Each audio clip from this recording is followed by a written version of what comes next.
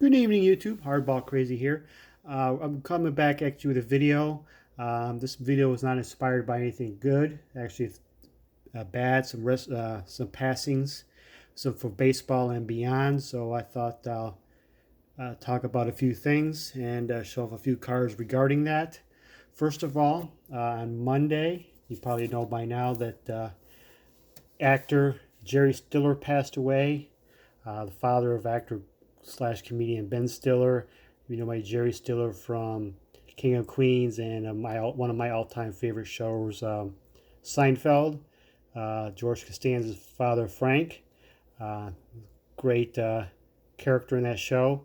There's one episode in the show when George was working for the Yankees and George Steinbrenner was visiting Costanza's parents, George's parents, and Frank asked, "How can you could trade Ken Phelps for Jay Buhner?" Jay Buhner did this with the Yankees, with the Mariners. So I thought I'd show you a Ken Phelps for Jay Buhner, which was actual trade happened. The Yankees traded a young prospect right here, in the fall of '88, uh, for a playoff push to get a left-handed bat in the lineup for the short right field porch. They traded for DH first baseman Ken Phelps, and obviously the trade worked out way better for the Mariners' perspective versus the Yankees. Phelps has played a couple of years with the Yankees, nothing rather mediocre, and Buhner became a star with the Mariners and a hero and a fan favorite in Seattle in their heyday. This is the Jay Buhner's 88 Topps Traded rookie card. And here's a Ken Phelps card I pulled the other day. It's one of those rediscovered Topps cards. Don't collect them too much, but you know what? I pretty much pulled it on a day or within a day or so of the passing of Jerry Stillers. You know what? I guess it's kind of meant to be, so I added it to my collection. My Ken Phelps Jay Buhner cards. Rest in peace, Jerry Stiller. Loved you in Seinfeld. Next up, this morning, passing I guess you could say a pioneer in baseball, former All-Star Bob Watson. This is his '69 Topps rookie card. Played for the Astros, the Red Sox, and a little bit, I think, with the Yankees, and finished his career with the Braves. Um, he was a two-time All-Star. He's the first player ever to hit hit a cycle in both leagues. And he's one at the time was credited to scoring the 1 millionth run in Major League Baseball history, but people have done a research, so they kind of question if he was actually the one. But at the time, like in mid '70s, like in '75 or so, I think it was, there was a big hoopla about who will score the 1 millionth run in baseball history, and Bob Watson got the credit for it. Post playing days, Mr. Watson became the second African American GM in baseball history when he got the job with the Astros in the mid '90s.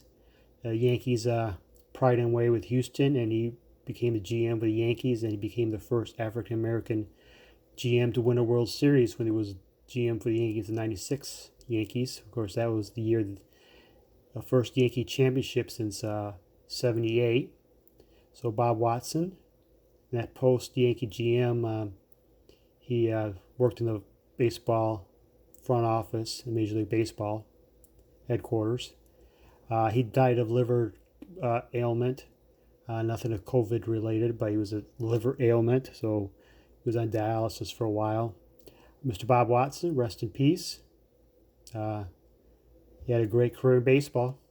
This is a '69 Topps rookie card. Next up is another rest in peace, but not to a specific player, but to a entire program, I guess. I saw this news this afternoon. I was on break, and as a result of COVID, is that all there's nothing's going on. Pro sports died. Everything is pretty much. A lot of companies, probably restaurants and other businesses, probably will not survive too much with this shutdown.